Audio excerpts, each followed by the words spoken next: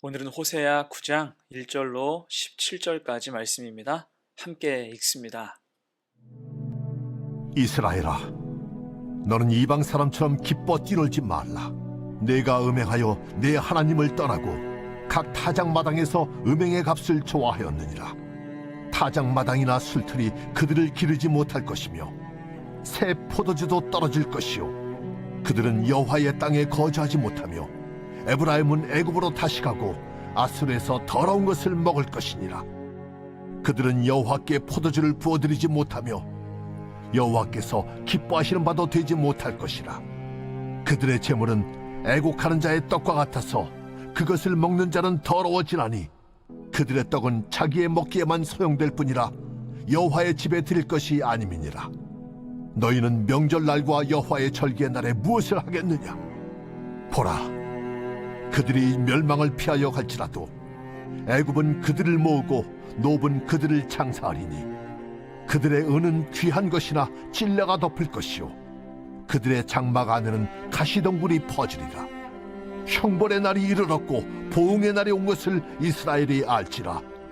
선지자가 어리석었고 신에 감동하는 자가 미쳤나니 이는 내 죄악이 많고 내 원한이 큼이니라. 에브라임은 나의 하나님과 함께한 파수꾼이며 선지자는 모든 길에 친 새 잡는 자의 그물과 같고 그의 하나님의 전에는 원한이 있도다. 그들은 기브아의 시대와 같이 심히 부패한지라. 여호와께서 그 악을 기억하시고 그 죄를 벌하시리라.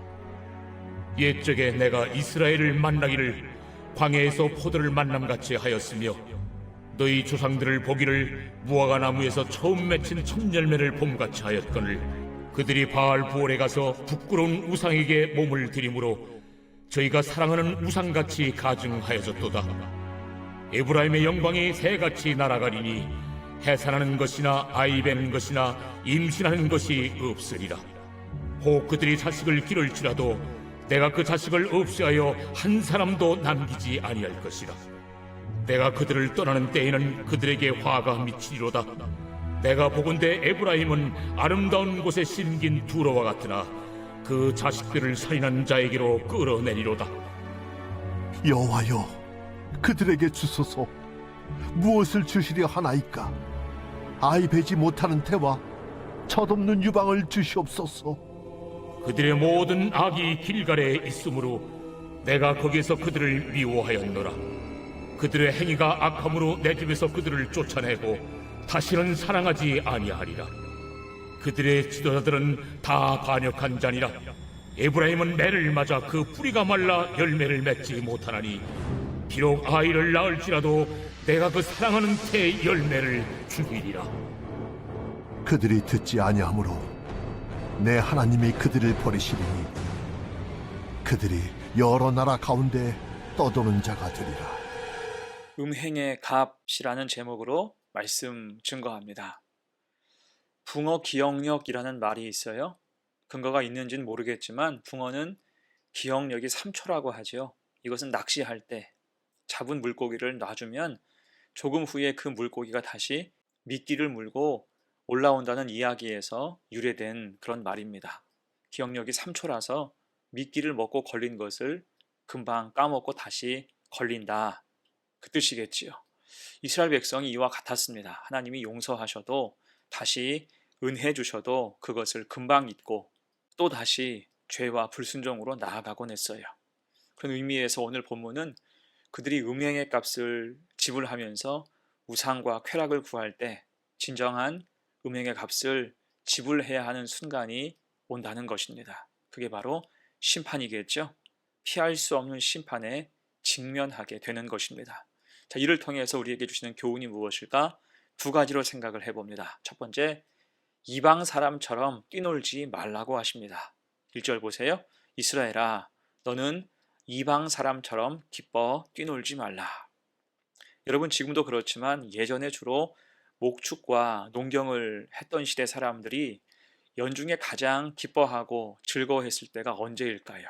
그것은 추수할 때였겠죠. 그동안 고생한 것을 보상받을 때, 그래서 곡식을 거둘 때나 포도를 수확할 때 또는 양털을 깎을 때 큰 잔치를 벌였습니다. 이것은 이스라엘도 동일했어요. 다만 문제는 지금 이스라엘 백성들이 이 축제를 이방인들처럼 기뻐 뛰어놀았다는 것입니다. 이것은 그냥 즐겁게 노는 개념이 아니에요. 1절 하반절 봅니다. 내가 음행하여 내 하나님을 떠나고 각 타작마당에서 음행의 값을 좋아하였느니라. 한마디로 그들이 즐기는 축제는 하나님께 감사하는 축제가 아니었습니다. 우상 숭배였어요. 그리고 당연한 듯 우상을 위한 간이 신전에서 음행을 일삼았습니다. 각 타작마당에서 음행의 값을 좋아하였느니라. 흥청망청 쾌락을 돈 주고 사고 헛된 음식과 술을 먹으며 한껏 즐겼다는 거예요. 그들을 인도하시고 지키시고 채우신 것은 하나님이신데 하나님을 예배하지 못한 채 그들은 우상만을 즐거워했던 것입니다. 그러면서 5절 선지자는 이렇게 물어요. 너희는 명절날과 여호와의 절기의 날에 무엇을 하겠느냐?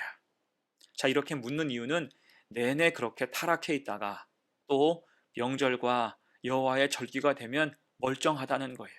곧 명절과 여호와의 절기에만 거룩한 척 하나님을 섬기는 것은 기만이며 신앙에 대한 모독이라는 것입니다. 그래서 4절에서 말씀해요. 그들은 여호와께 포도주를 부어드리지 못하며 여호와께서 기뻐하시는 바도 되지 못할 것이라.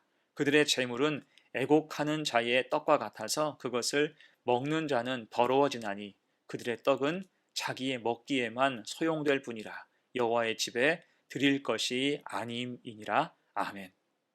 한마디로 우상과 하나님을 겸하여 섬기는 그들의 죄악된 발상은 하나님께서 결코 용납하지 않으신다는 것입니다. 그러면서 그 가증한 생각의 결국이 6절이죠. 보라, 그들이 멸망을 피하여 갈지라도 애굽은 그들을 모으고 노분 그들을 장사하리니 그들의 은은 귀한 것이나 찔레가 덮을 것이요 그들의 장막 안에는 가시덩굴이 퍼지리라. 고난이 계속 지속된다는 거예요. 전부 악한 것으로 덮어진다는 것입니다. 성전도 왕궁도 가정도 나라도 사회도 악한 것으로 가득 덮어져서 결국은 심판을 피할 수 없게 된다는 거예요. 여러분, 그래서 우리가 경계해야 할 게 무엇입니까?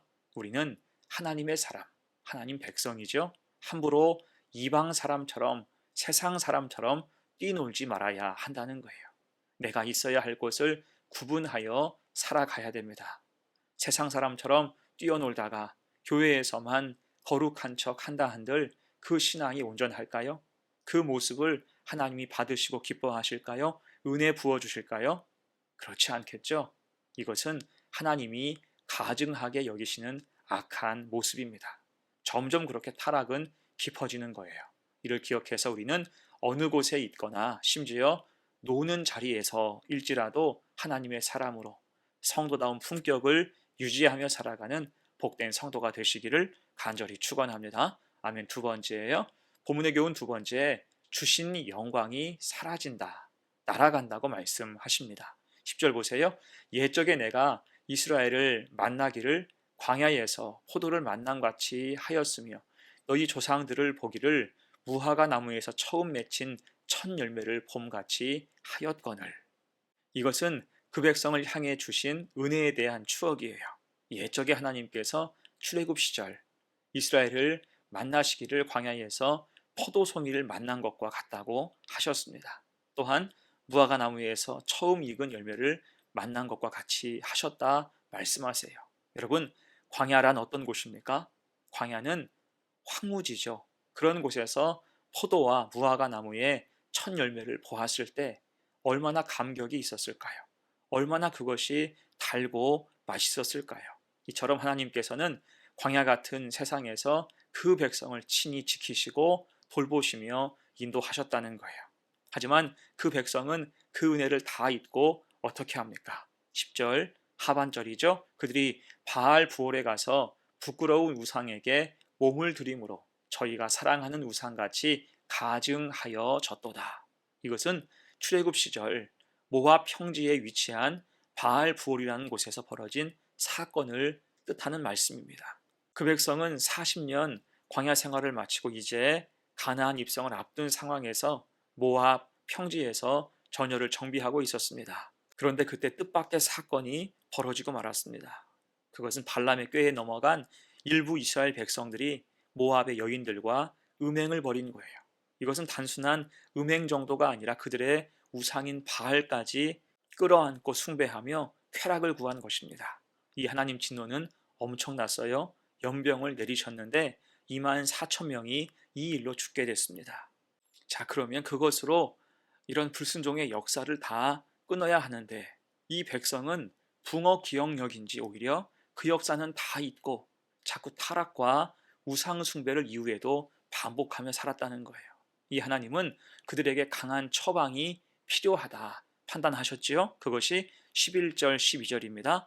에브라함의 영광이 새같이 날아가리니 해산하는 것이나 아이 베는 것이나 임신하는 것이 없으리라. 혹 그들이 자식을 기를지라도 내가 그 자식을 없이 하여 한 사람도 남기지 아니할 것이라. 내가 그들을 떠나는 때에는 그들에게 화가 미치리로다. 아멘. 에브라임의 영광이 새같이 날아간다. 하나님 영광이 떠나간다는 것입니다. 대신 화가 가득 미칠 것이다. 하나님 없는 삶은 바로 절벽에서 추락하는 것과 같다는 그러한 말이에요. 여러분, 우리도 그렇습니다. 사실은 지금 우리 삶은 하나님의 은혜, 하나님이 함께 하시는 영광의 삶이에요. 하나님이 건져주시고 돌봐주시고 인도하시고 역사하시죠. 인생이라는 광야에서 포도와 무화과를 먹게 하세요. 이때 착각하지 말 것은 이 평안을 내가 얻은 평안이다 라고 생각하는 거지요. 이 착각이 들면 자꾸 세상에 눈을 돌리게 돼요. 더 많은 것을 내가 얻고 누릴 수 있다라고 생각하기 때문입니다. 하지만 우리에게 후히 주시고 누리게 하시는 것은 전적으로 하나님의 은혜입니다. 그 영역을 벗어날 때 사람은 타락하고 빼앗기고 결국 하나님 영광은 떠나가게 된다는 거예요.